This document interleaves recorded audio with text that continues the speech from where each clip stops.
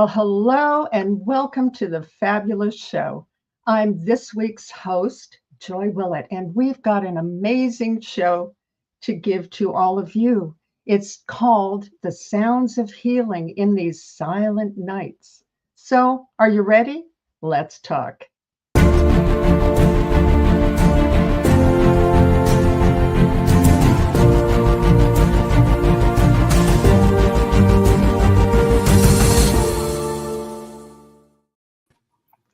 Well, hello there, everyone. I've got you incredible healers with music, with sound, and all sorts of things. So, welcome to the fabulous show, and thank you for joining us.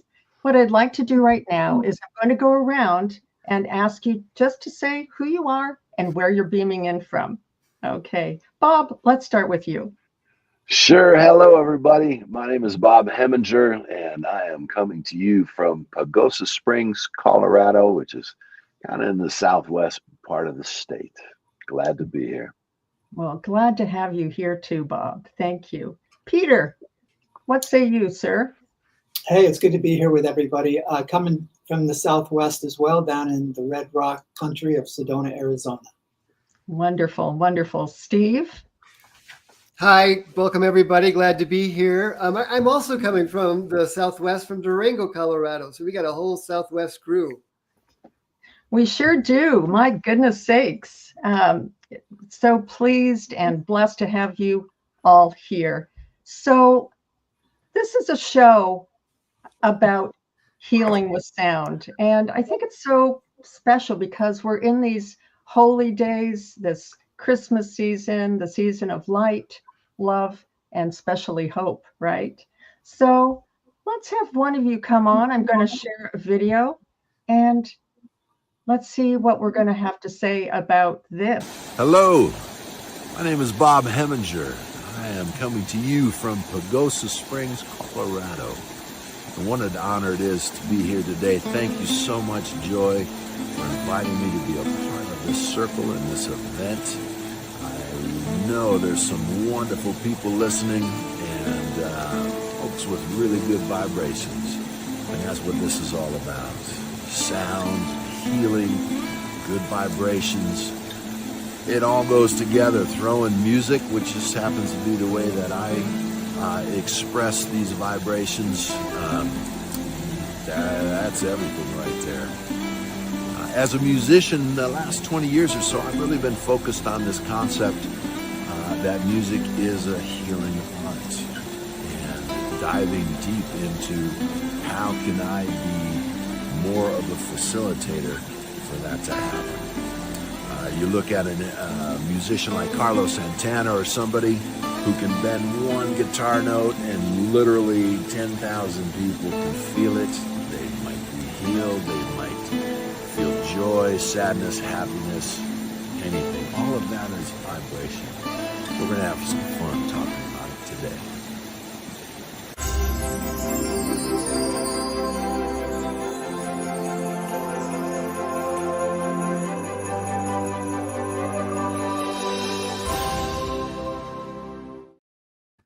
Well, that truly is fabulous, Bob. And I'm going to bring you up into the spotlight here to share a little bit about, why this is so important to you personally and also what you're doing for the world. Well, first of all, thank you, Joy. It's so fun to reconnect with you. It's been a long time since we've seen each other in person. In fact, I think that's my backyard on the Blanco Basin. And I think you actually have been down here. It must have been in the 90s, was it? In the 90s and the early 2000s, yes. Oh, all right. You got to come back for a visit for sure. So my thoughts on these sorts of things, and I'm really looking forward to this discussion. Music is one of those very, very powerful things. We know music is vibration. We know everything is vibration.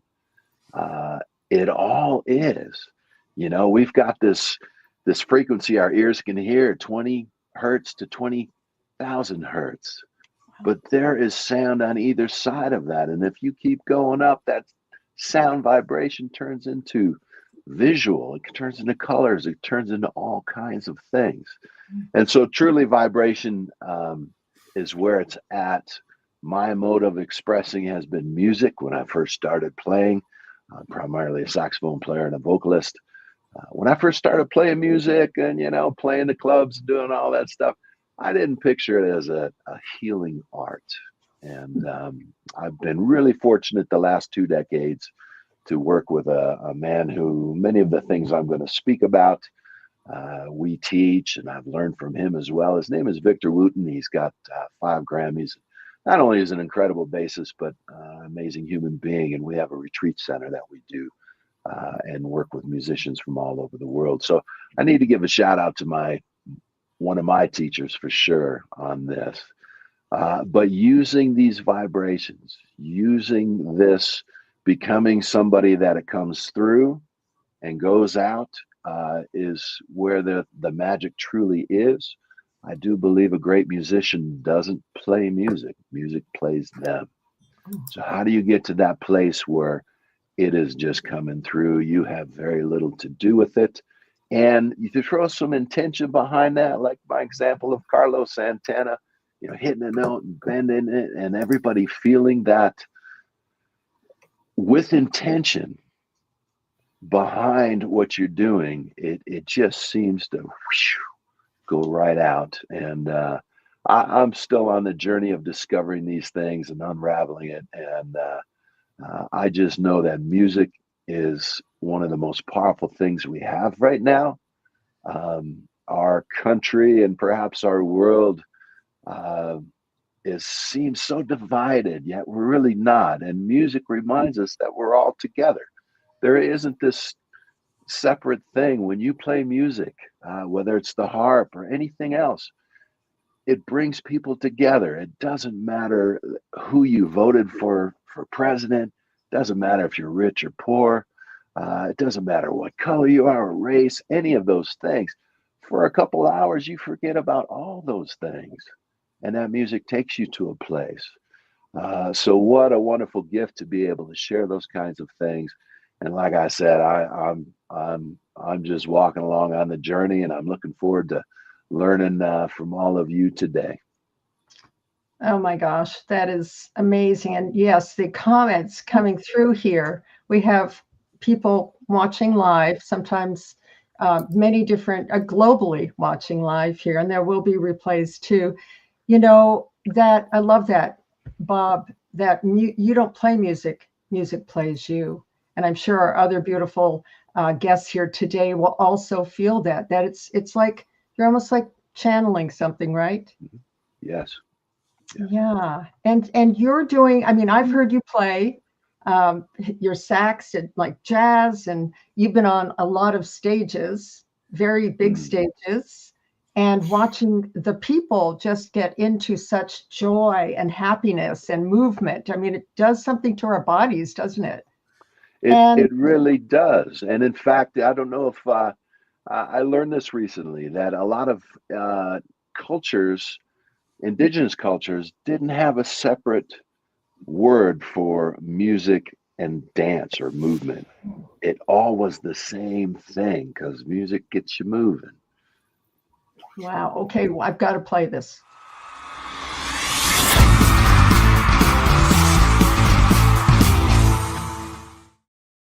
A little mic drop there. I hope that wasn't an expensive microphone. That is too cute. Yeah, you're right. That's a very interesting fact that you just shared, because it's been. We could do shows upon shows with each one of you about sound, and in the beginning, there was light and there was sound, and the creation of worlds. Share a little bit, and then we're going to flow a little bit more and have you come back on, and we're going to get this discussion flowing between all of us. You're doing something really super cool too, Bob. Tell us a little bit about that, because I just heard about it recently that you shared with me. Are you, let me know what you mean. Well, you are doing something to bring people into nature. Yes. My life, it's funny when you look back and you kind of see how you walk this crooked road, and all these different things kind of lead you to the place that you're in. I spent a lot of my life really diving into primitive skills, how to track animals. I've just always been fascinated about how indigenous people made things happen and their deeper connection to that. And so I used to teach, man, back in the 89 to 92, I was an instructor at the Tom Brown Tracker School. And there I met some wonderful people and would use these primitive skills like starting a Bodro fire and tracking an animal to sort of immerse people into it. That's where I met Victor Wooten, actually. The whole week he was with us back in 1991. He was seeing everything through the eyes of a musician. And it's because of him that I started to see this combination between what music and nature is. And so the last 2 decades, I've been really fortunate to work with musicians from all over the world and use nature to help slow them down.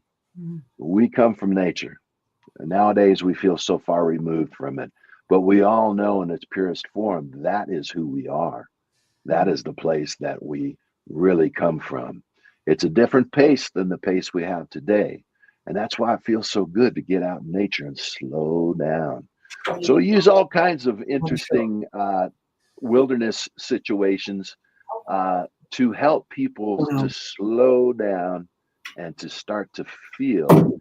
And it does amazing things, in particular with musicians who suddenly, one of the first things we do is we blindfold them and take them out and scatter them out in the woods. And they have to stalk blindfolded and touch a djembe that is playing off in the distance, and only using their other senses.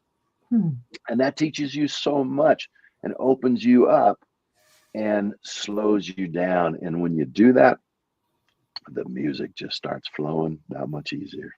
Oh, how amazing. Bob, I love that. That is so amazing. Each one of you have immense gifts. Yes. So I'm going to bring us back all center here. And thank you. We're going to have time to play, but I'm going to bring on another guest and share his video. And let's watch. Hey everybody, Peter Sterling here, coming to you from my house, my deck here in Sedona, Arizona. You can see Thunder Mountain there behind me, right there, the tip of Thunder Mountain. And I'm just super excited to be part of the Sounds of Healing on silent nights. And I will be playing my harp and maybe some crystal bowls I have. I have my harp tuned and the bowls are tuned to 432 hertz, which is like the harmonic tuning of the universe. And it's so healing and calming to the nervous system to hear a harp played and tuned to 432 hertz. It's just a wonderful sound. It's so rich and deep. I know you're gonna love it. I'll be sharing some stories of my angelic encounters and the inspiration for my music that came to me here in Sedona 30 years ago now. So the Sounds of Healing.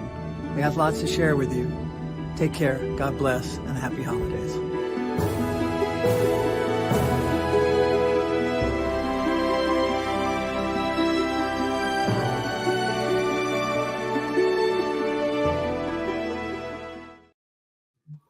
Wow, Peter, I'm going to bring you up here. And that is, I just got so calm. I got calm watching the Rio Blanco behind Bob and beautiful Pagosa, and then you with Thunder Mountain. My whole nervous system is just like, woo, getting all beautiful and calm. And so share with us a little bit about your magic. You have some incredible magic that you give out to the world too. Well, Joy, I love how you did that. As I was speaking, you put the music behind me. It made it so just really brought it to life. So really, really great job with that. And I just thought I would open up with a quote. This one is from Plato, famous quote about music. He says, "Music is a moral law. It gives soul to the universe, wings to the mind, flight to the imagination, and charm and gaiety to life and to everything. So, I was thinking as we were opening here how,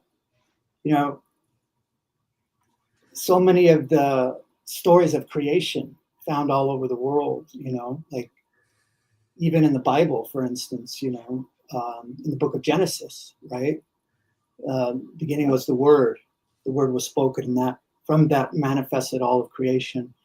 And that same story is found like with the Maya, with the Inca, with many ancient cultures have that same story, how the world was brought into form by sound.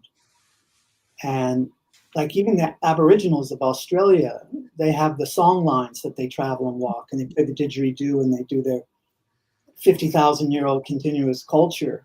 And they too have this creation story of how the world was brought into form by the song, right? And the Hopi talk about Spider Woman who wove the universes through sound. So sound is a creative force. It's a powerful force. You can create universes with sound.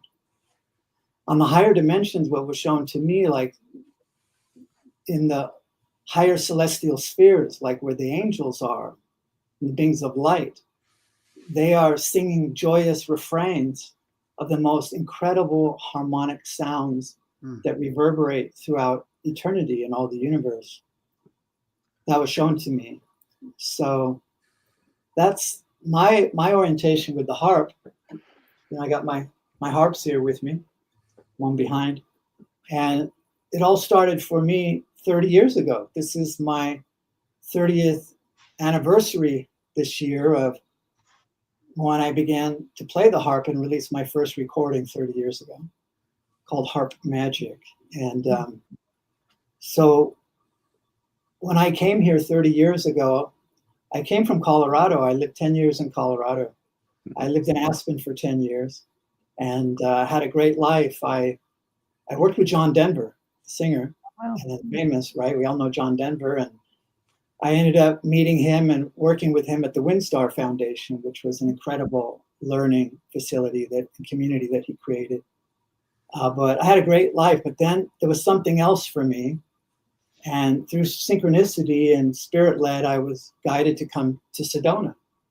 And I came by myself, and I was immediately drawn to the beautiful outback here and the canyons, the ancient canyons with all the Indian ruins. And so I just, being an avid outdoorsman, I just started exploring the wilderness here out in the canyons. And what I discovered there was the most pristine silence and tranquility and peacefulness that exists in these ancient canyons, but especially the silence. And I love to just go out and hike and just sit and meditate in the silence. And when you get real quiet in Sedona in the canyons, it's very common, people hear this. When you get real quiet, everything gets real still, you can hear a very high-pitched ringing sound, a ringing tone, a high frequency. And many people call it the ringing rocks, because the rocks have all these crystals and minerals, rare earth minerals, and they're very ancient here. The oldest layer we can see here right out my door goes back 500 million years. So you have this primordial ancient earth vibration emanation out the rocks. But so I went out and actually lived on the land for 3 years. I lived in my Volkswagen van. I was just guided by spirit. Give up everything. You're going on a vision quest. And there's something you are to discover. And my prayer at the time was, why am I here? What's my mission? Like many of us here, I knew I was a light worker. I knew I had a special contribution to give to this great planetary awakening that we're all part of right now. And so I was led to go into the wilderness and just meditate.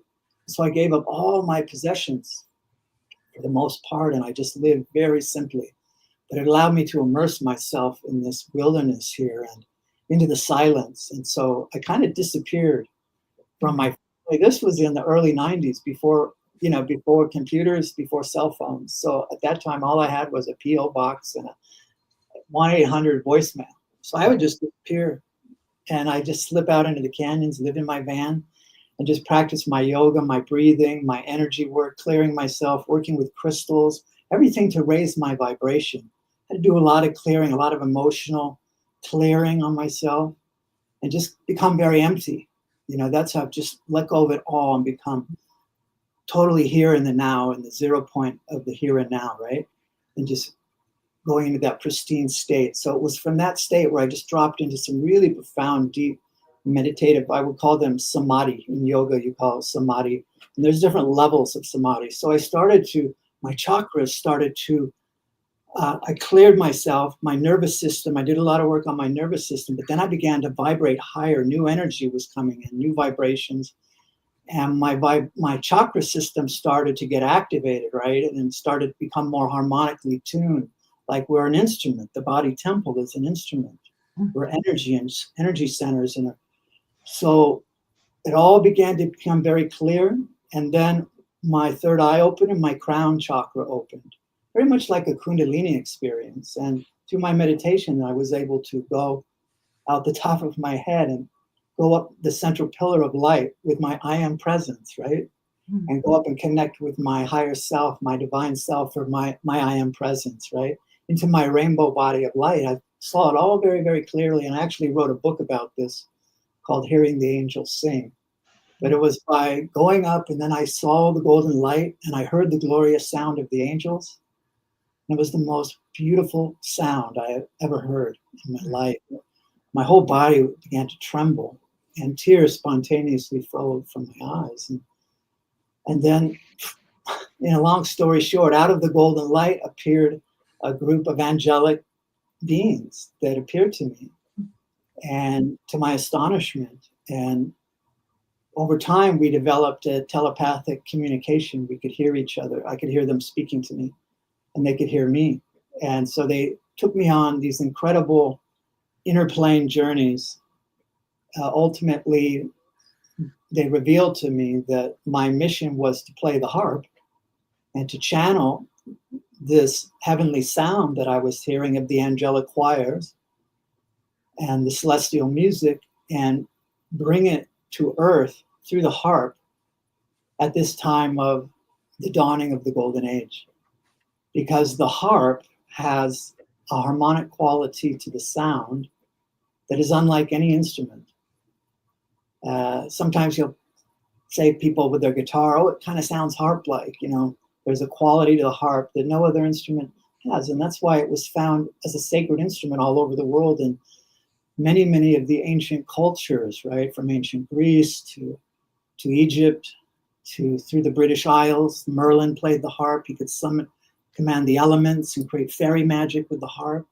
The harp is the most magical instrument throughout history and ancient antiquity.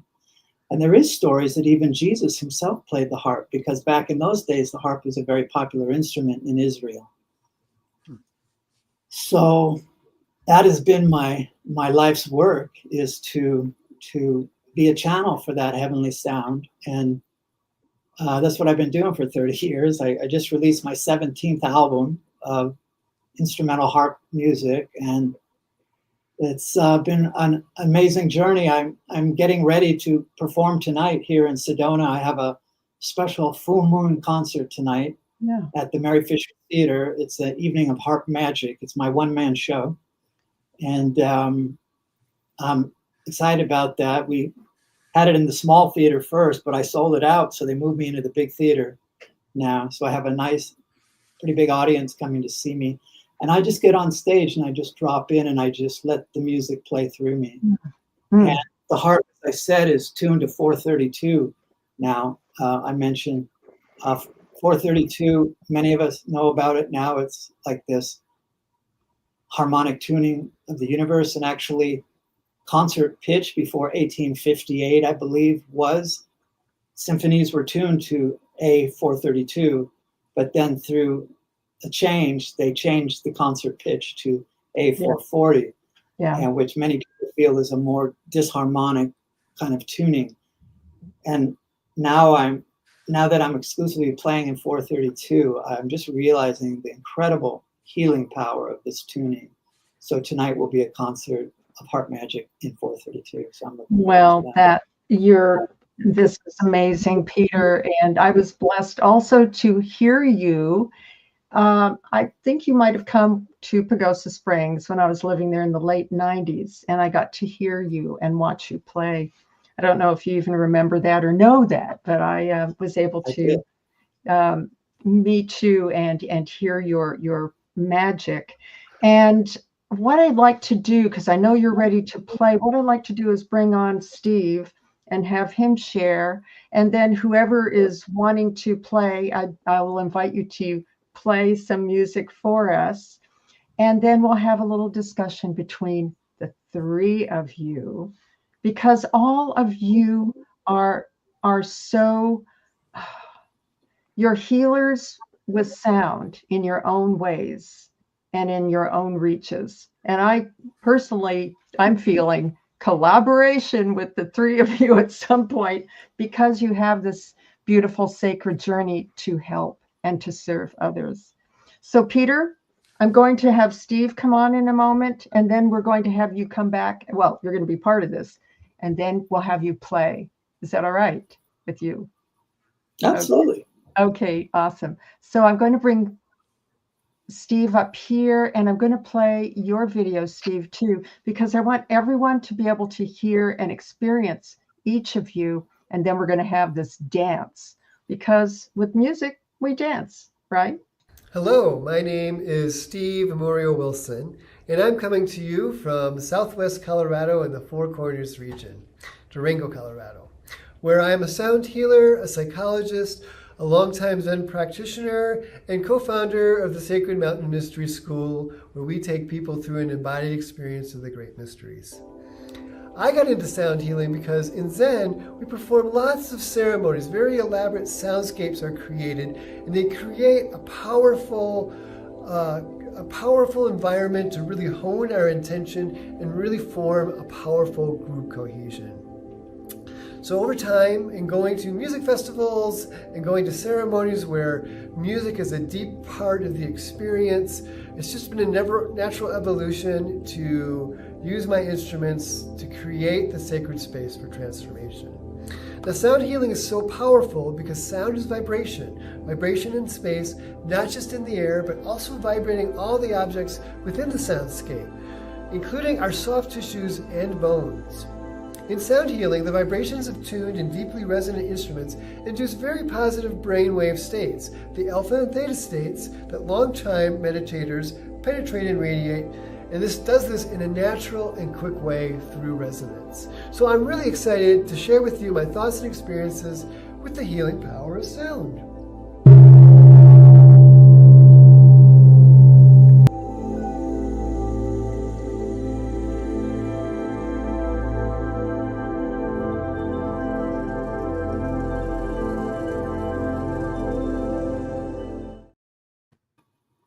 All right. Well, gosh.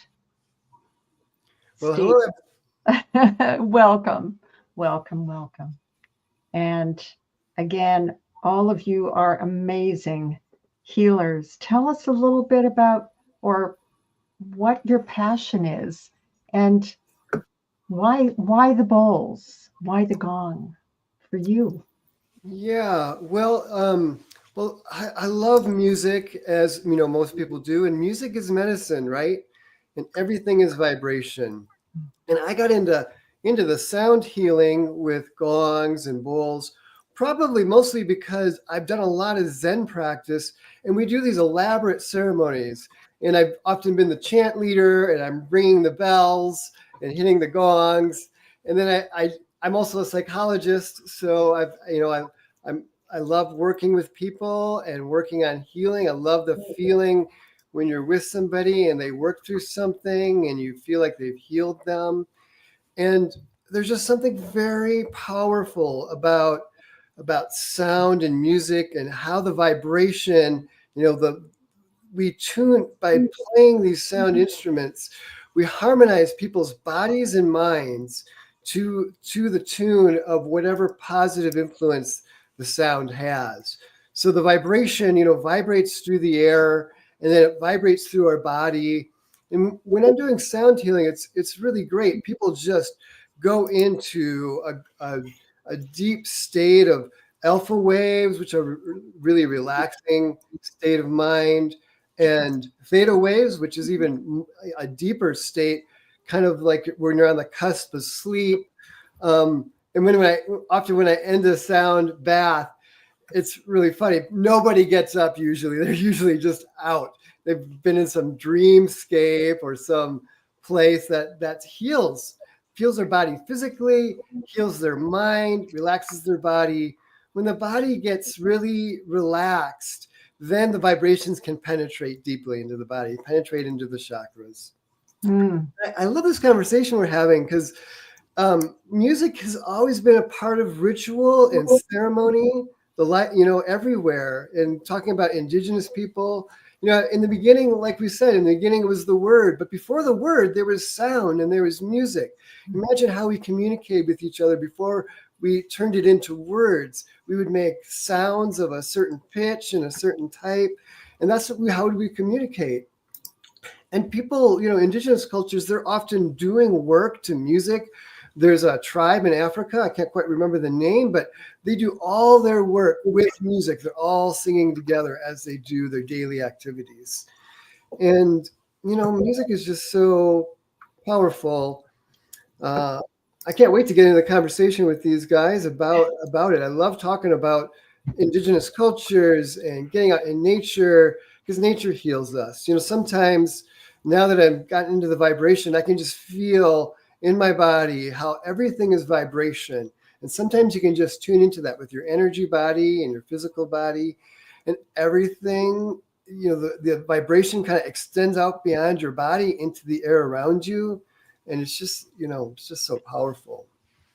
How wonderful, Steve. And I know where you live in Yep. Durango, Colorado. Again, all of you three amazing, beautiful gentlemen all live in places of pristine and majestic beauty, from the canyons of Sedona, Arizona, to Pagosa Springs, your neighborhood there, Steve, too, where Bob is, and the beautiful San Juan Mountains, and you're in Durango right there too, with part of the San Juan mountain range, and where there is the ability to go out and feel nature, right? As Peter was talking about, and Bob, to feel that vibration of healing in your body, and you also are contributing to that healing with your crystal bowls and the gong and chanting. It's so beautiful. What a gift. What a gift. Yeah. Yes. Yeah, it's beautiful to be in nature and to have all the vibrations of nature influencing us as well. It is, my goodness.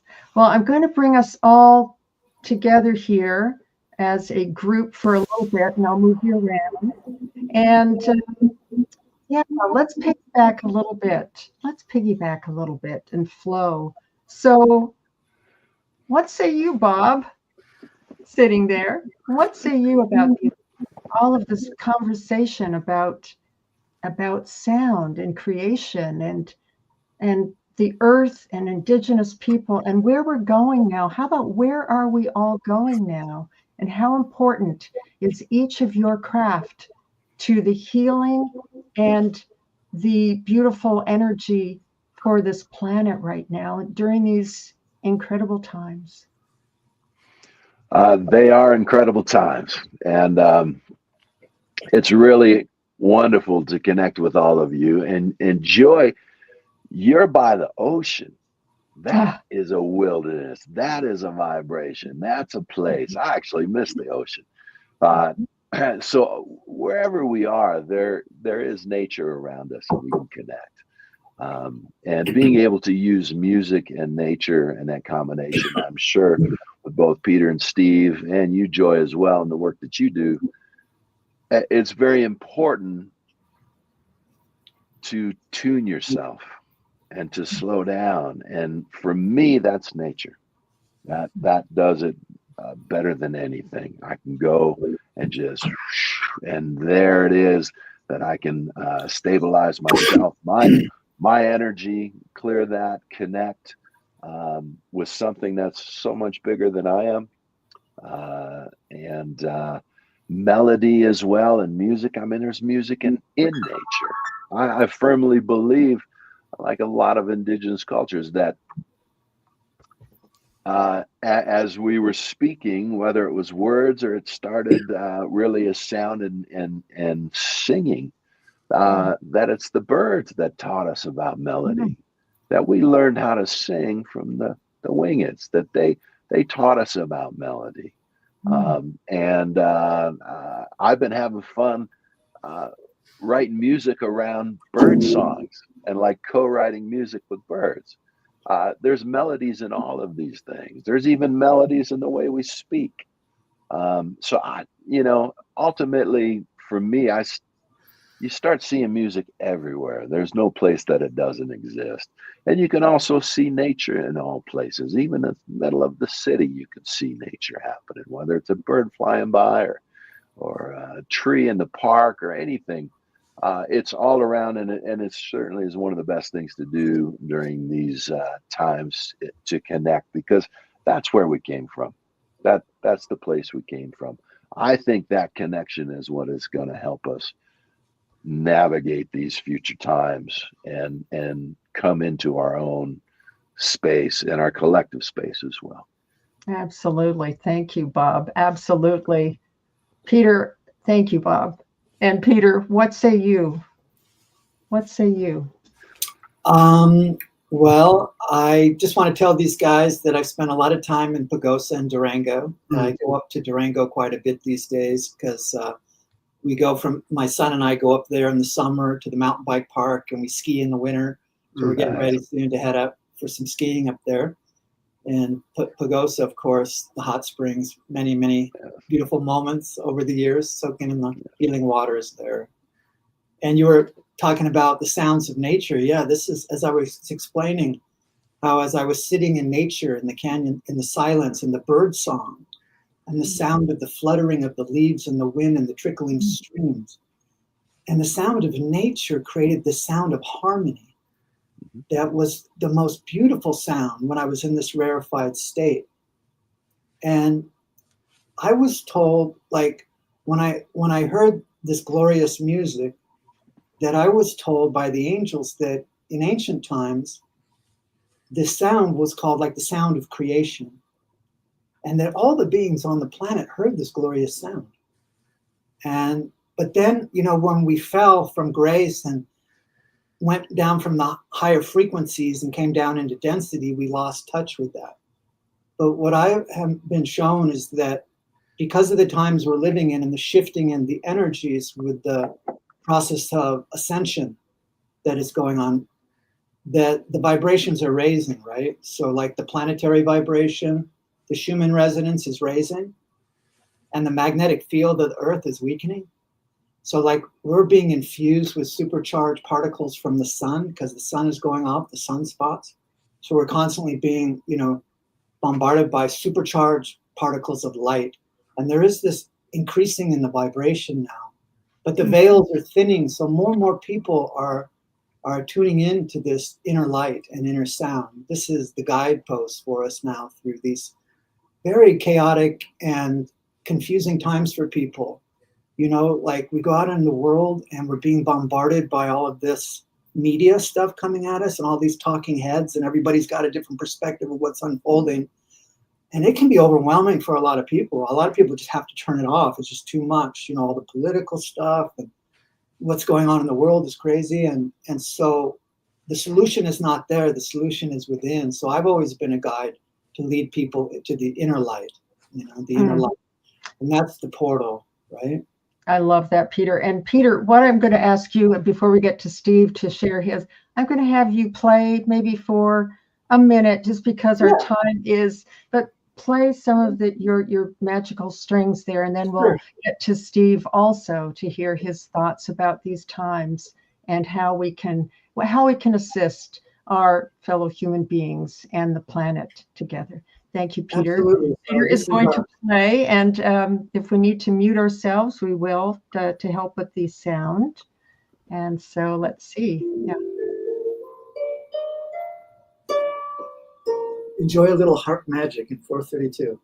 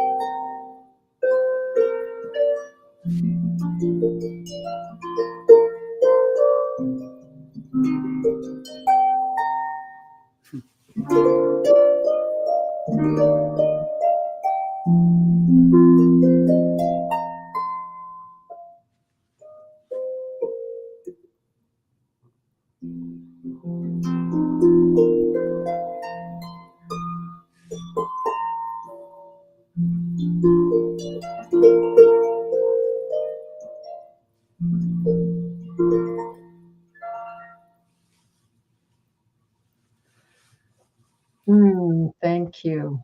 Beautiful, beautiful. Thank you so much, Peter. Just a gift, a gift. And yeah, let me bring Steve, and thank you. We're just enveloped in that graciousness of the angels and your beautiful playing. Thank you so much. And I'm going to bring Steve up to the forefront here. And Steve, again, as we're sharing together here about, or if you want to play something for us right now too, as I'm watching our beloved minutes here together, and then we'll bring Bob back up. But what say you about the sound and healing? And would you like to give us a taste of vibrational medicine? Yeah, sure. Well, and thank you, Peter. That was beautiful to listen to the harp. The harp music is very uplifting, isn't it? It's great. Yeah, and we live in discordant times, right? I mean, there's a lot of things getting shaken out. When, as a psychologist, when we talk sometimes about systems theory, and when we need to change a system, it actually has to get disrupted. It has to fall apart for a new system to come into being.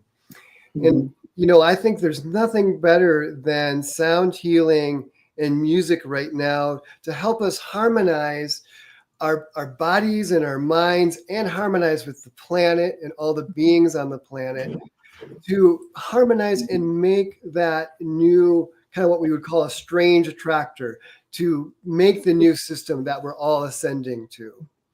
And music has just the beautiful property of being able to vibrate us to get there and harmonize us with that higher perspective and that higher truth.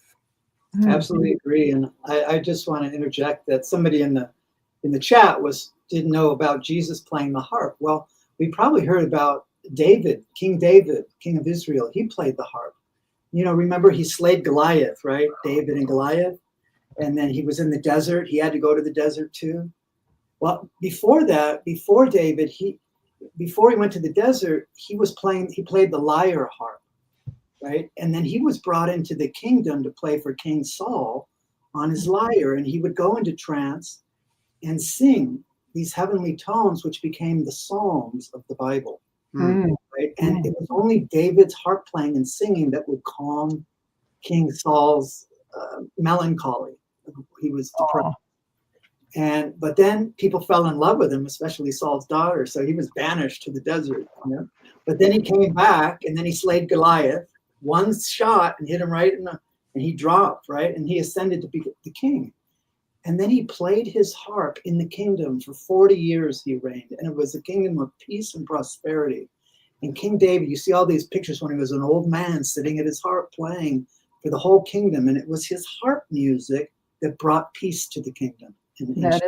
That is beautiful, Peter. And the moral of the story is get a musical instrument, everyone, and you will become the most beautiful, gracious, powerful leader, right? Yeah. As we go into these times. Thank you for sharing that, Peter. And well, yes, of course, harps are affordable now. I have a vision of people playing harps all over the world, and just to have a harp and just even to do this. This is such a beautiful sound, so healing, right? They've done many studies on the healing, but I just wanted to show this. This is a new tool I have, and I just got this, and this is this beautiful crystal bowl that's tuned to 432 in the key of F, which is the heart chakra, and this is a perfect pitch crystal bowl, and I just wanted to let you hear it. But this vibration, what a wonderful tool to get something like this in 432. Just a lovely sound, right? those are beautiful. It's such a not expensive, and it's just so healing and balancing and calming to the nerves. Just to have that universal harmonic tone of 432 in the heart chakra, in the key of F. So I highly recommend it. Thank you, Peter. And I'm going to go back to Steve here. Steve, did you have something that you would like to share or play, or do you want to just, and then otherwise I'll bring us. Maybe I can do just a little bit of playing. I think I'll play the gong for 30 seconds or a minute, and you can kind of hear how when it's not just hitting the gong once, but it's bringing up. Okay. Yeah. And we've got a little bit of time, and I still want to get Bob out here. Yeah. Bob, I don't know if you brought your sax or not, but it doesn't sound very good coming over that. it's a very powerful tune. So we're going to listen to Steve now. Thank you. Thank you all. Hopefully this sounds good with the microphone that I have. Okay. Oh.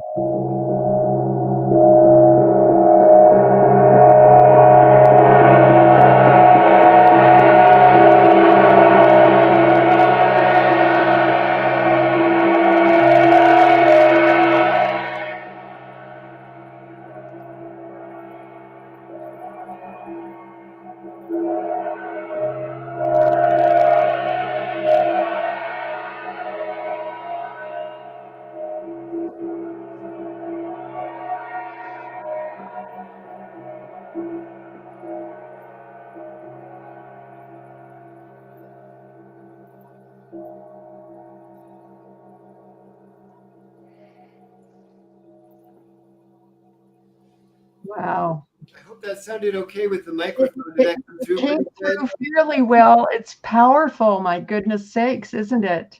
The gong, to me, my experience of that is that it comes in and I felt it like breaking things apart, you know? Yeah, it's kind of its power. Yeah. Well, that's what the gong, you know, in Tibetan Buddhism, for instance, the way they play gongs and stuff in the temples, it dispels illusion, right? Mind stuff. It can shatter it and move it out of the energy field. Gongs, metallic. It's metal.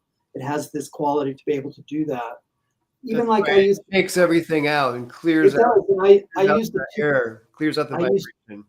Yeah, exactly. And I love using tuning forks because I do sound healing sessions here on the land. I have a tour company, Sedona Sacred Land. I take people out on the land and do the harp and crystal bowls, and I use tuning forks as well, which are metallic, and they have really precise frequencies. And when you play 2 or 3 of them at once, you can create incredible patterns. And I move around the body like this, and you can create these kind of swirling patterns of sound waves, kind of like what's behind your head there, Steve, on the wall. That pattern around people. You swirl. Yeah, it's really cool.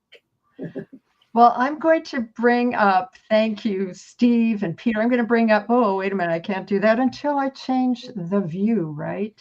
So I'm going to bring Bob up for some thoughts here too, Bob, because Bob, you play the saxophone, and I've heard you play that, and it's a mighty sound. It's like the horns. We're talking about the biblical times, right? The horns, the trumpets. The horn is a different frequency of announcing things almost, right? You know, Gabriel and with the Archangel Gabriel with the horn. And so tell us a little bit about your magic. And I just want to say, I really feel, and I know that Tamara, who's the producer of this show, just the three of you doing something together because you're so close and doing a workshop, a retreat. I'm coming, you know, about nature and healing and sacred sites and sounds. Oh my gosh. I could start crying. It just, tears of joy, of course. Yeah, let's do it in Pagosa so we can soak in the hot spring. Oh, there you go. Yeah. Yes. We can do that my healing yurt that I have, which you could see in the video where I do the sound baths, and we do a lot of ceremonies in the yurt. And then we can go to the Durango Hot Springs, has a pretty good hot springs. I like those too, definitely. Yeah, go there all the time. And then down to Sedona, it'll have to be like a smorgasbord of beautiful experiences. Well, the Southwest tour, Southwest summer tour, right? Exactly. So, Bob, some thoughts? Yes.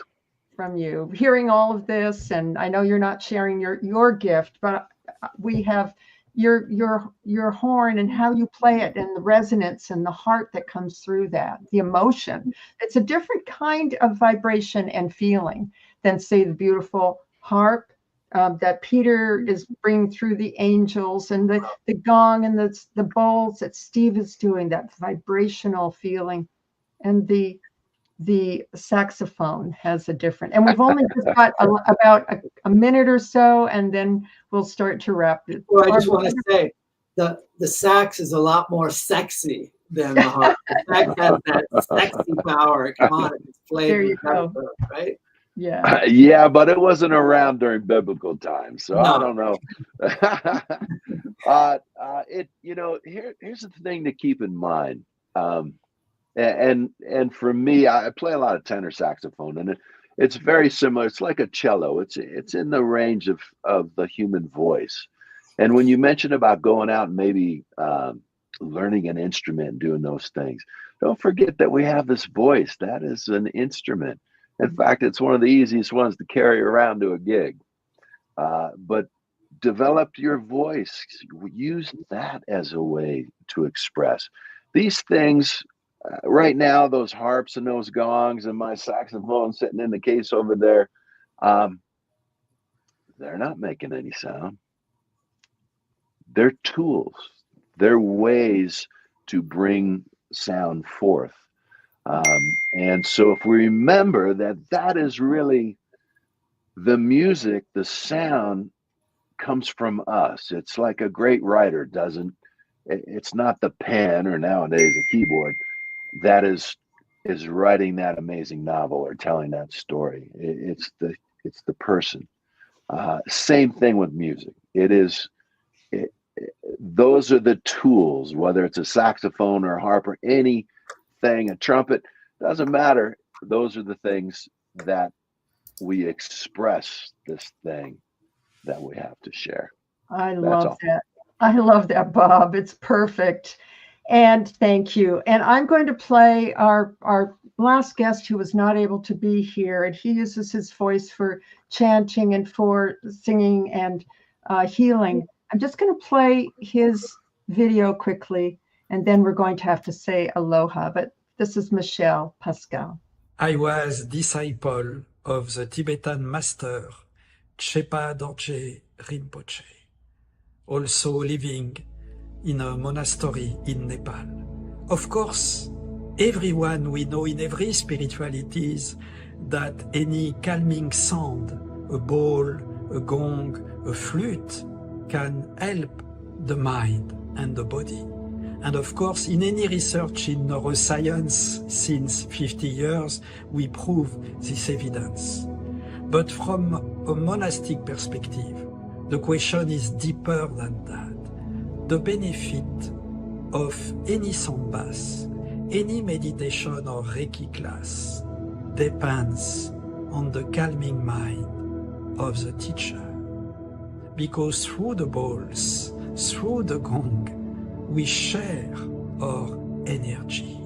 So as a teacher, if we are not deeply stable, calm, if we have some emotional roller coaster, we share our stress, we share our toxic energy through the resonance of the balls with the person. How can we teach peace if we are not at peace? Thank you.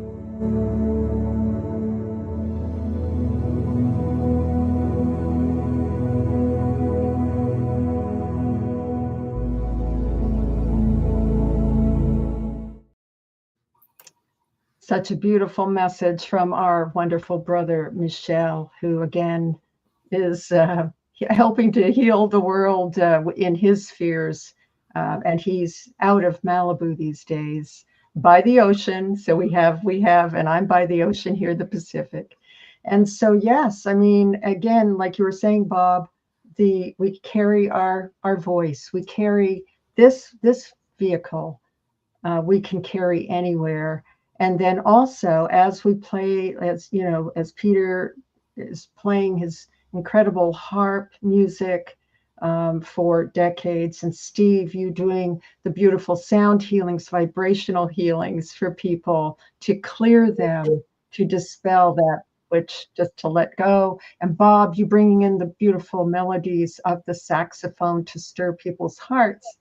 As Michel says, until we ourselves get into that state of peace in ourselves, whether we're playing music or singing it, or we're just being wherever we are, remember this is what we have the most control over too. So using sound, healing, listening to beautiful music, and knowing and paying attention to where you are now in this world and what you can contribute each and every moment. So I have, well, we're actually going to have to say aloha. How about 10 seconds per person? Bob, you go first. Oh my gosh, thank you so much. What an amazing circle of people here. And those of you watching, I greatly appreciate it. Thank you. Thank you. Steve, you go next. Couple seconds here. Sure. Beautiful, beautiful. Thank you, everyone, for listening. And may you go out into the world and bring the vibration of this harmonious vibration to everything that you do and all the people you meet. Beautiful. Thank you, Peter. Just a couple seconds here, and I'm going to have to say I just want to say my new album, Heaven Sent, is streaming on all platforms. And also my new kids book, Peter and the Magic Harp, is now on Amazon. You can find it there. And beautiful, beautiful. Well, aloha to everyone. And here we go. Come back next week. I want to say thank you for joining us today and welcome you back next Sunday as we once again are joined by a panel of subject matter experts that will explore and focus in on our fabulous lives. Until next Sunday.